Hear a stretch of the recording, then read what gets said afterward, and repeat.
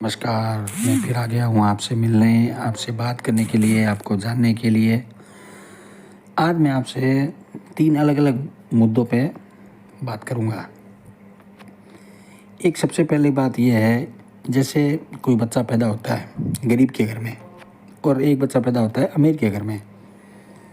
तो बच्चे दोनों के घर में पैदा हुए। गरीब के घर में बच्चा पैदा हुआ तो हमने बोल दिया गरीब के घर, ये गरीब के अंदर पैदा हुआ है, या तो इसके कर्म ऐसे थे कि गरीब के घर पैदा हुआ है। यही बात हम अमीर के बारे में बोलते हैं। तो कभी ये नहीं सोचा हमने कि गरीब के घर गरीब शादी करके आया है, पत्नी लेके आया है, साथ रहेंगे तो बच्चे होंगे ही। अब बच्चा होगा तो गरीब, ऐसा तो कोई बात है नहीं कि गरीब अमीर बच्चे को पैदा कर दे या अमीर है जो गरीब बच्चे को पैदा कर दे। जायज़ है, जो साथ में रहेंगे तो बच्चे होंगे। अब गरीब अमीर का उसके अंदर बीच में कहाँ से बात आती है। दूसरी बात ये गरीब और अमीर जो है, ये गरीब अमीर की जो डेफिनेशन है, परिभाषा, ये किसने बनाई? हमने बनाई। इसके पास पैसा नहीं है ये गरीब है, इसके पास पैसा है ये अमीर है। जिसने डेफिनेशन बनाई, जहाँ से भी इसकी शुरुआत हुई, वो 100% पैसे का लालची आदमी था जिसने ये परिभाषा बनाई।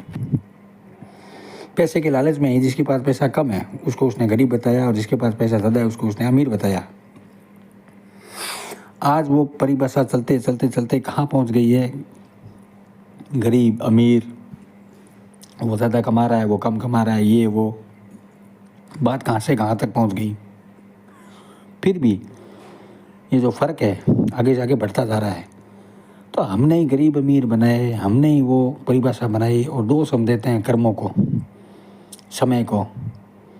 अपने अंदर झांके कोई नहीं देखता, सभी दोष इधर से उधर, उधर से इधर करने में लगे हुए हैं। तीसरी बात ये, कर्मों का जो फल, हम जो बात करते हैं कर्मों की,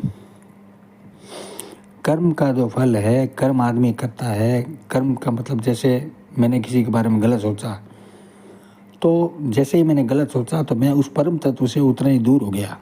अच्छा सोचा तो उतना ही नज़दीक हो गया, बुरा सोचा तो उतना ही दूर हो गया। तो मेरे को इसका फल तुरंत मिल गया। जैसे ही मैंने बुरा सोचा किसी के बारे में, मैं उससे दूर हुआ ना, तो जितना दूर हुआ ना उतना मैं घाटे में चला गया।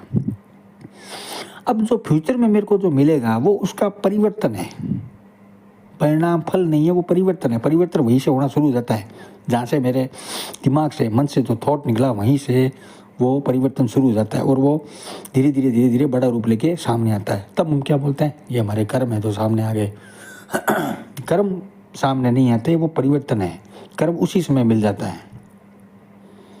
इसीलिए प्लीज़ दोस्तों, अपने अंदर झांकिए, देखिए। ये विचारों का जो खेल है, ये ही आदमी को ख़राब कर रहा है।